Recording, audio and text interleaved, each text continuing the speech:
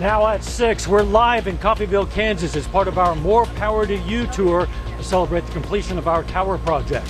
Plus, the city of Coffeyville is looking to expand their broadband systems. We'll have details.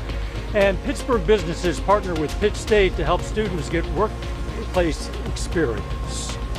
The 4 states' most watched news starts now. Hi, everybody. We're live today in downtown Coffeyville, Kansas to celebrate the completion of the More Power Tower project. This is KOAM News at 6. I'm Dow Quick. And over the course of a month and a half, we're going to be live at different areas of the 4 states every Thursday during the 5 and 6 p.m. newscasts. It's part of our More Power to You tour. We're going to have more on that in a moment. But first, some of today's top stories. A mystery in Lamar, Missouri, where police are investigating the death of a 36-year-old woman. Authorities responded to a home on the 1100 block of Allen Street just before 3 a.m. That's where they found the victim and rushed her to the hospital where she died. An autopsy is scheduled for tomorrow in Springfield. The city of Coffeyville, right here, wants to extend their broadband system to as many as 700 rural homes out in the county, get them connected. KOAM's Yana Hautala has more.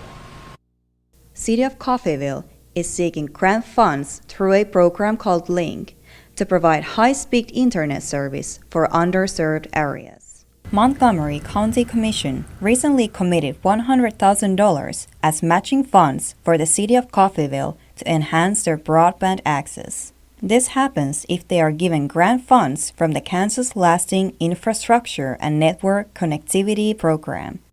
The city manager says they are focusing on expanding broadband for rural areas, especially after COVID that made a lot of things go online. Pandemic really made a need to get to the homes that are not getting communication through broadband. The LINK program would also help rural families to pay for their broadband connection by giving a $30 per month subsidy for low-income families. Cost prohibitive to a family that's out there, struggling or something that lives out in the country or rural. They can't afford it. If the grant gets accepted, the city would get broadband installed in about 9 months. We're passing those homes to reach out to those homes and try and get those installs either scheduled or done at that time. The city already serves some customers in rural areas with their wireless equipment, but they are maxed out on their equipment with the customers not getting great connections. What they're able to do with fiber compared to what they have now, it's night and day. This is a key to the future of the economy, not only here but everywhere. In Coffeyville, Yana Hautala, KOAM News. Commissioners say they won't give the city of Coffeyville money for the expansion if they don't get the LINK grant. Once again, we are live in beautiful downtown Coffeyville, Kansas. I'm joined by Doug Heddy in front of the historic Condon Bank. Yeah, that's amazing. I walked through it, and it is a really cool-looking bank. Famous for, among other things, the attempted bank robbery along with another bank here when on you were October a young 5th, reporter. 1892. I was just a cub. Yeah, I was like 3 years old. Okay. Well, enough of this nonsense.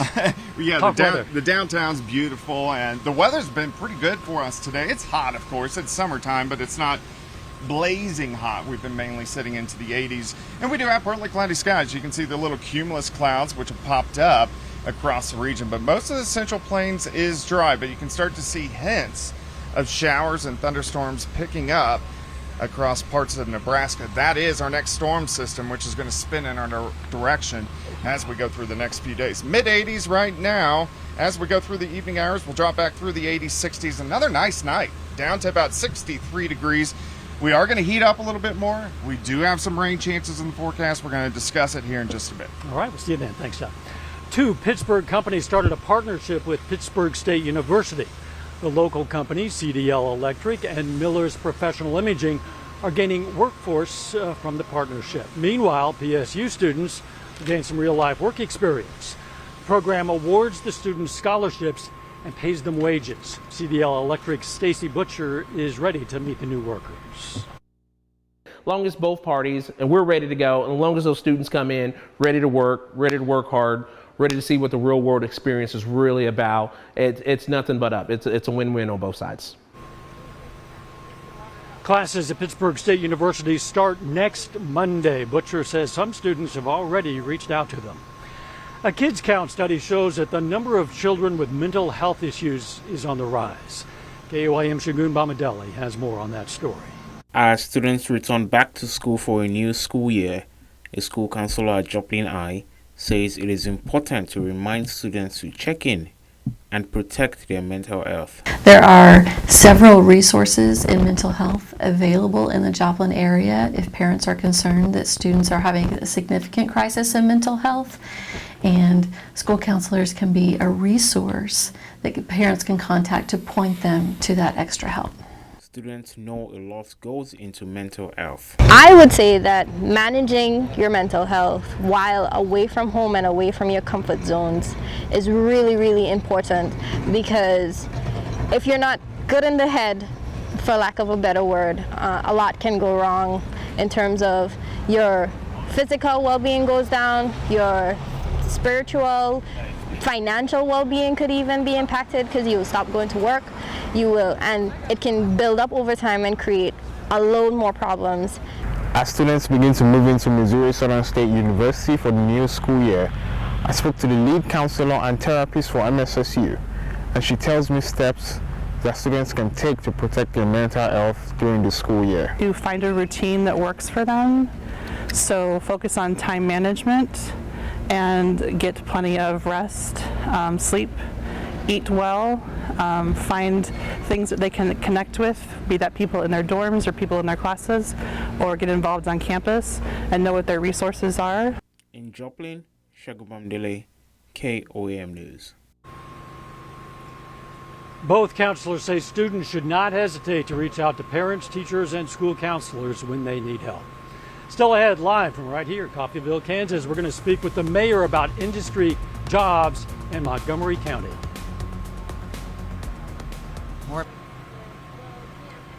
Welcome back. Again, we are live in downtown Coffeyville, Kansas for our More Power to You tour.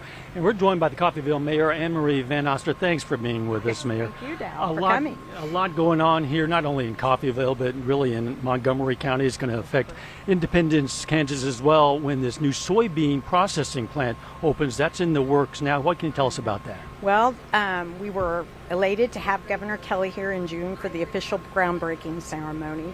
It's a $350 million project, and it's slated to be finished with construction the first part of 2024. It will employ approximately 50 people to begin with. More later maybe, but that's the potential. And obviously something like this, when it comes in, a huge plant like this has a big economic impact not only on the employees of the plant, right, but on the surrounding community, the retail businesses, the agriculture community, the transportation businesses. Yes. So all of that will benefit. Yes, and we are looking forward to see what that impact is, not only to Coffeyville, but to our neighboring towns too. Another thing that's going to have an impact is the renovation of sorts of your downtown business area. Tell me about what's going on there. Well, we've been working on that. We, in 2019, came out, a new group started here in Coffeyville, Coffeyville's Reawakening, and it was to revitalize our downtown, an attempt to do that in certain ways. Of course, unfortunately, we were stalled by COVID and had to put some things to rest for a while. But we've come back pretty strong, and our goal is to revitalize the downtown as much as possible. We realize we have challenges ahead, but the group is pretty worked up about working with the city of Coffeyville and with the chamber and some other entities on making this happen. Were those businesses badly impacted by COVID? Some were, yes. I mean, everybody complied as they were supposed to during the COVID times and doing what we needed to do. And we've seen it a little hard to get back into action. And of course, some of our businesses all over the town are still seeing an impact on employment and the supply chain also, the demand of products. We hope they get well soon. Yes, they're certainly getting better.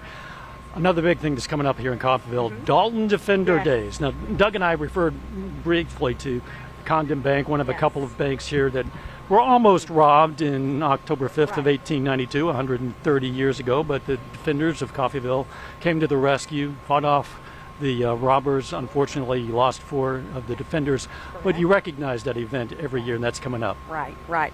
The reenactment started when Coffeyville was celebrating its 100th birthday, so that would have been in 1969.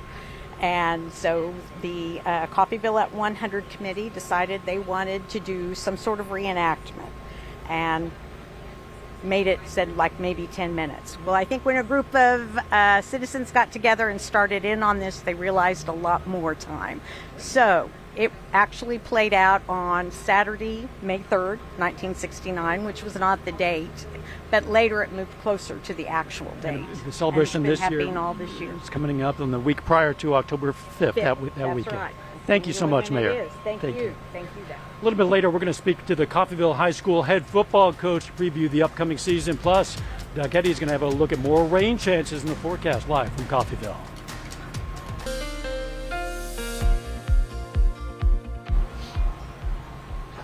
Well, it's definitely turned out to be a pretty nice Thursday for us today. Of course, we're live downtown Coffeyville. The weather really not that bad. Most of us kind of mid to upper 80s to near 90 degrees for us today. Let's look outside. Here's our Landers Chevrolet Cadillac of Joplin. Of course, Landers is on the southeast side of the city, so we're looking at I-44 east and westbound traffic. Looks pretty good. Across most of the region right now. We've been dry for us today, but even though we had all the rain on Tuesday night, we are still in an extreme drought. Montgomery County, Labette, Cherokee County on the Kansas side through northeastern Oklahoma and parts of southwest Missouri. So we do need some more rain. We do have chances as we go into the weekend, which is great news. Temperatures mainly sitting mid to upper 80s, 90 in Chanute, but overall it looks pretty good. We just have those puffy little cumulus clouds outside. Showers and thunderstorms down across the Gulf states, but we are staying dry. But you can see our next storm system, which is popping up, spinning across parts of Minnesota, and that's our next system that we got to keep our eyes on. So let's go through time. Let's go hour by hour. I'm going to stop at about 6 o'clock in the morning. Comfortable temps sitting into lower 60s. We'll warm up into the mid 80s by noon, and then by the afternoon we should make it up right around 90 to 91. So a little bit hotter than what it is today. 80 by noon, high temp of 86. Now look at the scattered thunderstorms, northern counties tomorrow evening. These are really going to fall apart as they work in, but we'll continue to see them regenerating as we go through the overnight hours. So here's 10:30 tomorrow night. We'll go all the way into Saturday morning. Most of these scattered thunderstorms are going to be along and north of Interstate 44. They are going to be hit and miss, not near as widespread as what we saw Tuesday night, but at least we have some chances out there. And then again on Saturday afternoon, I think we'll see a few pop-up hit and miss storms. High temperatures are going to be right around 90 degrees as we go into Saturday. As this system sinks farther south, we should cool down a bit by the second half of the weekend. Here's your Friday day planner. It looks good. Starting out sunny skies, 63, 85 by noon, 90 by 5. Again, that slight chance for thunderstorms in northern counties. We're going to go for a high temp of 91 for us tomorrow. Once the system sinks through by Sunday, we could have a few morning showers, but then we hit another little dry stretch. Monday looks good. Tuesday looks good, and then our next storm system with rain chances roll in by Wednesday and Thursday. 91 tomorrow, 93 Saturday. A little bit cooler on Sunday, a high temp of 84. Back to 90 on Monday. We kind of hold into the mid-90s next week, so it's not extreme heat. No. But it's hot, of course, but it's still August. So rain chances. We need it. We need it We need it bad. Still ahead, Coffeyville's football coach joins us live from Coffeyville under these puffy cumulus clouds to speak about his expectations for the upcoming season.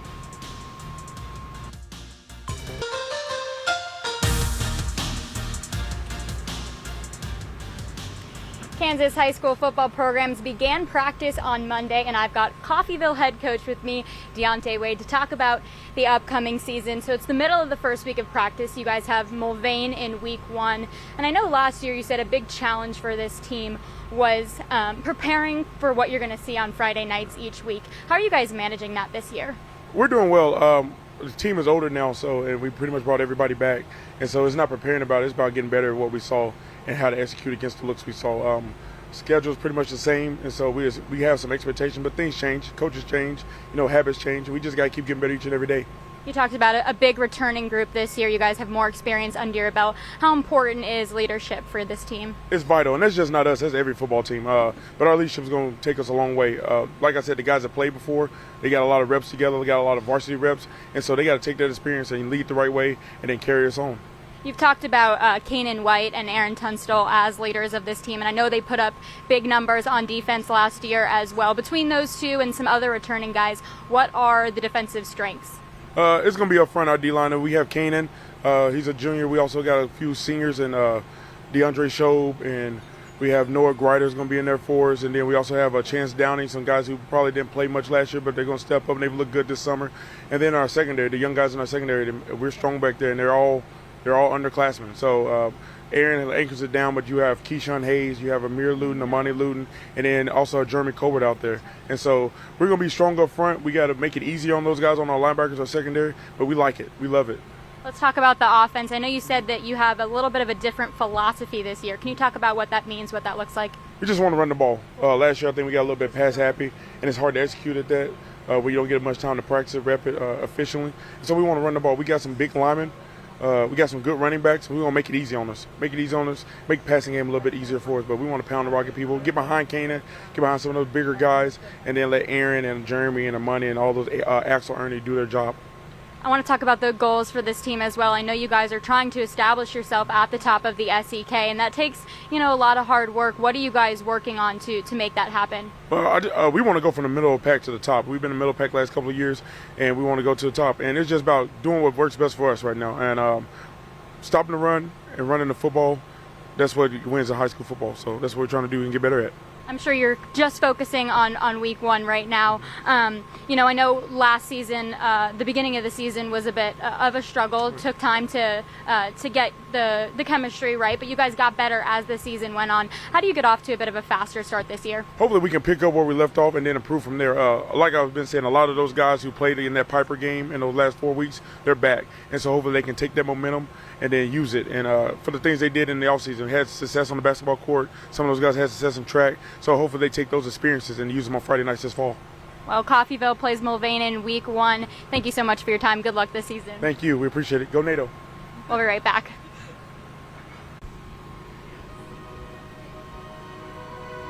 Take a moment now to recognize a local veteran of the U.S. Army. Thomas Walsmith served with the U.S. Army from 1987 to 2005. His duties took him to Iraq with the 3rd Infantry Division, his hometown, Carthage, Missouri. And we are proud to salute Master Sergeant Thomas Walsmith, a 4-state hero. Let's take a look at what's coming up on KOAM News at 9 on Fox 14. A federal judge rules on whether to unseal the affidavit the FBI used to justify the searching of former President Trump's home. Also, reaction to the CDC director saying mistakes were made in the pandemic response. And a visit up north to meet a boy keeping a mullet haircut tradition alive. Yeah, those stories, a lot more tonight. KOAM News at 9 on Fox 14. Once again, we are live, mullet-free, here in downtown, beautiful You look Coffeyville, pretty good Kansas. with a mullet. Did you ever have one? I had a rat tail. Ooh, that's nice. It was We need disgusting pictures. looking. Yeah. I don't doubt that for a moment. No, not at all. The weather looking pretty nice. Yeah, today. it looks great. Tonight you can almost open up the windows. We're going to drop back to about 63 or 64 degrees. 91 tomorrow. Some scattered thunderstorms. This is going to be in the evening, so the day's fine if you have outdoor activities. Don't cancel them. They're going to be very hit and miss. Thunderstorm chances into the weekend as well. Final sports notes. Kansas high school football practice started on Monday. We've been talking about it all week. We've got Galena and Parsons previews coming up at 10. Looking forward to that. Hey, we're going to be live every Thursday for the 5 and 6 o'clock news for the coming weeks. The next stop on the More Power to You tour, Neosho, Missouri. We're going to be live from Big Spring City Park, that beautiful park. Stop by to win a Roku, be in the drawing for Kansas City Chiefs tickets. We'll see you at 10. Let's make it a great evening.